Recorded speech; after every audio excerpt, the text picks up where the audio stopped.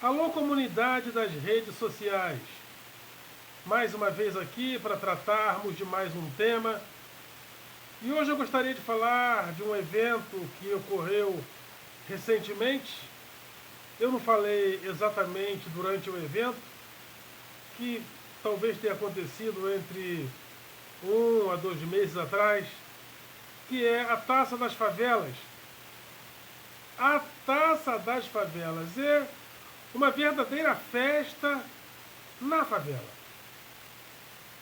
Mas eu venho questionando a Taça das Favelas dentro de uma série de outros questionamentos que tenho feito ao atual estágio da economia capitalista no mundo, porque nós tratamos a Taça das Favelas com uma certa glamorização da favela.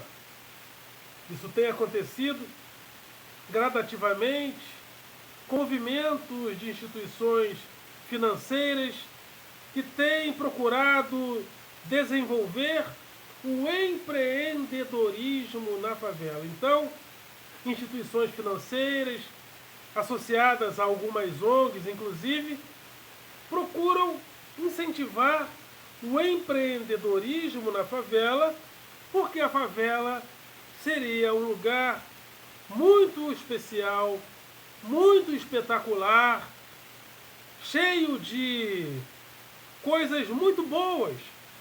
Então, já que na favela existe inclusive uma economia emergente, por que não investir no potencial da favela? Inclusive criando a Taça das Favelas. Porém, eu faço a seguinte pergunta. Durante o governo de César Maia, que foi prefeito, se eu não me engano foi governador também, existia o seguinte projeto. Era o projeto Favela Bairro. Por quê? Se as favelas não fossem favelas, se elas fossem bairros regulares, nós não teríamos Taça das Favelas. E sim Taça dos Bairros, mesmo a não ser que procuraríamos chamar os bairros de favela só por uma questão de propagandear o evento Taça das Favelas. Mas o objetivo não é transformar, ou não seria transformar as favelas em bairros, inclusive com a presença do Estado fornecendo serviços como o de segurança pública, como teria sido tentado durante o projeto das UPPs, porque as favelas têm que continuar favelas. Elas não têm que se tornar bairros regulares. É uma pergunta que não quer calar. Que na minha modestíssima faz parte das novas configurações do cultivo da pobreza. Historicamente, cultivamos a pobreza. Como historicamente cultivamos a pobreza em várias civilizações, temos também o hábito de naturalizar a pobreza. E agir como se a pobreza fosse algo natural.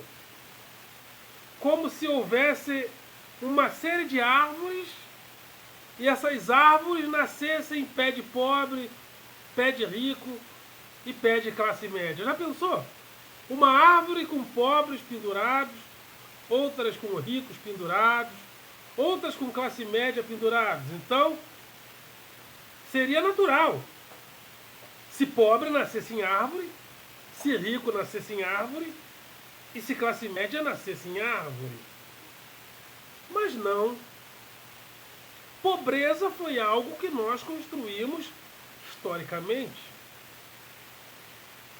E aquilo que construímos historicamente, também podemos destruir historicamente.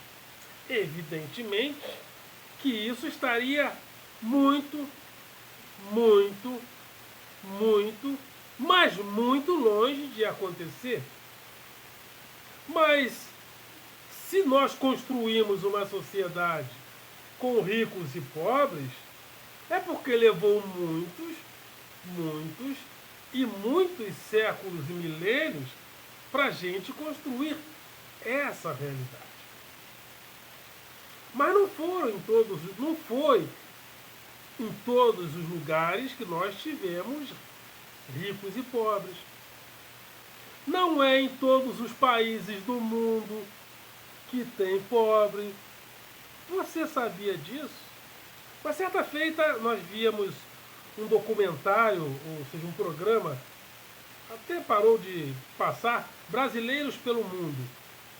E alguns brasileiros estavam morando na Austrália. E uma das colocações que foram feitas é que na Austrália, regularmente, a não ser em raríssimas exceções, na Austrália não tem pobre. Não tem pobreza.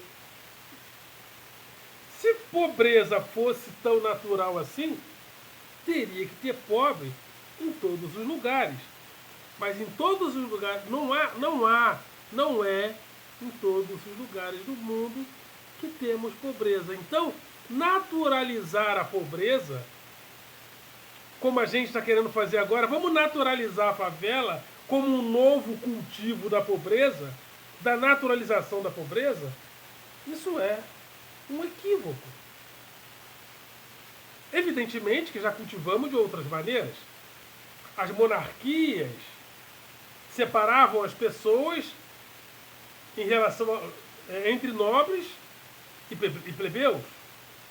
Então, por causa disso, tivemos a Era das Revoluções, onde algumas monarquias foram até decapitadas. Por quê? Porque as pessoas estavam em busca de uma nova configuração social baseada na igualdade de direitos. Chegamos até a pensar numa sociedade comunista, socialista.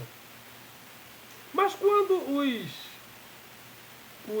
europeus chegavam em lugares como o território brasileiro, que é hoje o território brasileiro, naquela época não tinha Brasil nem território brasileiro, essa não era a nomenclatura, mas as pessoas chegavam aqui e se encantavam com a maneira como os índios se relacionavam com os filhos, as mães com os filhos, as mães tomando conta dos filhos, amamentando, os índios se banhando todo dia.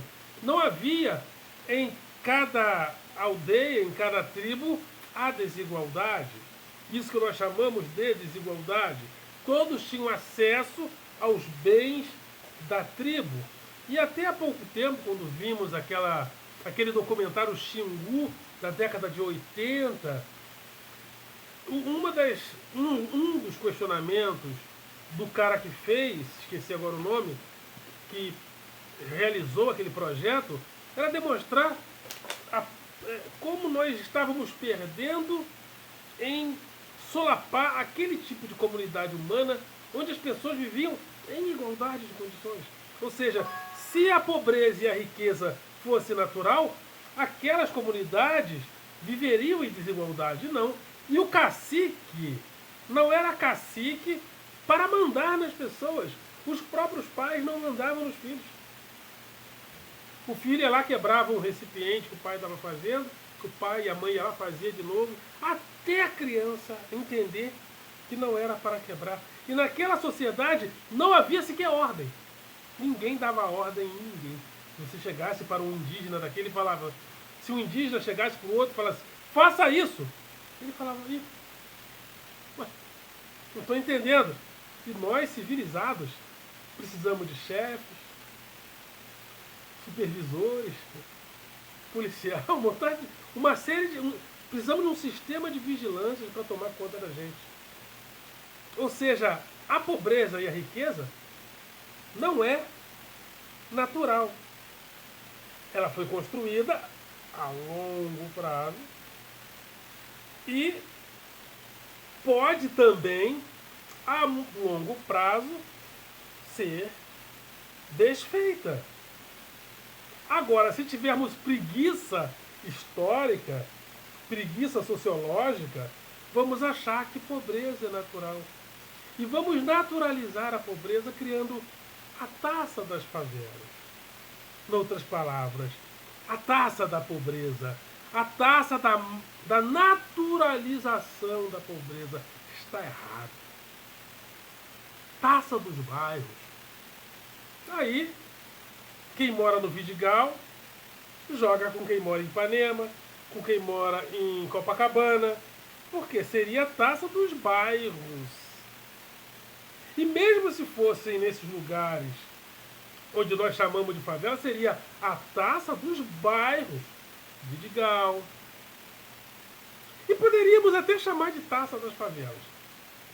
Mas a mentalidade que nós temos hoje é que esses lugares devem ser chamados de favela e glamorizados como favela, porque nós não queremos hoje questionar a desigualdade social que criamos, porque criamos uma sociedade, criamos um capitalismo financeiro, onde a própria pobreza deve ser estimulada para que o pobre entenda que ele pode ficar rico, para que ele pegue empréstimo, né? Para que ele vá a essas ONGs, para que ele vá a essas instituições bancárias, pegue empréstimo e invista.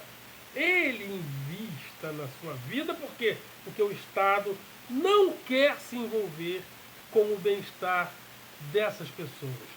Nada contra o investimento desses lugares, mas tem que ter o papel do Estado, porque senão esses lugares vão continuar, principalmente no Rio de Janeiro, em lugares como Salvador, vai continuar existindo o crime organizado ali, dominando o território. E quando o Estado chegar, ele vai chegar sempre dando tiro.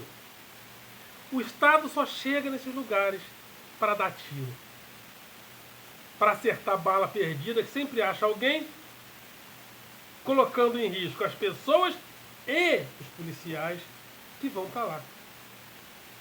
E como nós temos preguiça histórica e preguiça sociológica de questionar, nós achamos normal. Vamos incentivar o empreendedorismo na favela, porque ser favelado é um espetáculo. É maravilhoso morar na favela. É lindo. Não, é feio. Sabe por que é feio? Não é porque a favela...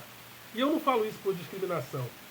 Eu falo isso porque é feio morar num lugar onde nós não temos o aparato público presente como temos em outros lugares.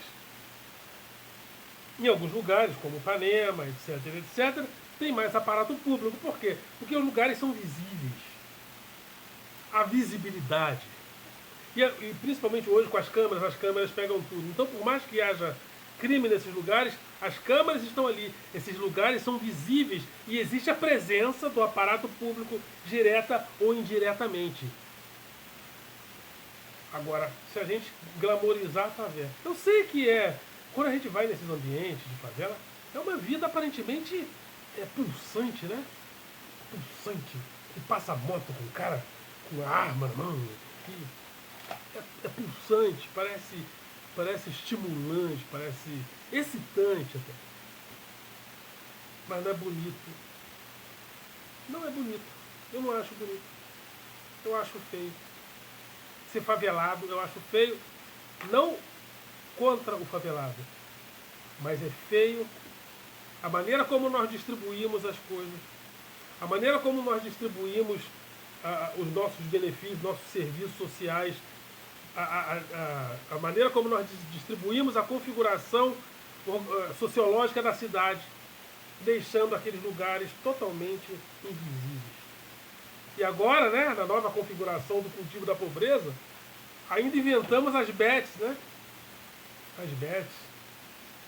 Porque a economia se tornou financeira. Hoje em dia, a atividade fim, a atividade meio, que era o banco e as instituições financeiras que emprestavam dinheiro para as indústrias produzirem bens e serviços, agora não, agora essas instituições financeiras se tornaram atividades fins. E o capitalismo, que acumulava a partir da venda de bens e serviços, agora acumula através da venda de juros, de empréstimos e juros. Então os mais ricos têm acesso aos maiores lucros no capitalismo financeiro, nas bolsas de valores. A classe média quer acompanhar, quer aplicar também. E o mais pobre, que não tem dinheiro para aplicar, faz o quê? Ele aposta.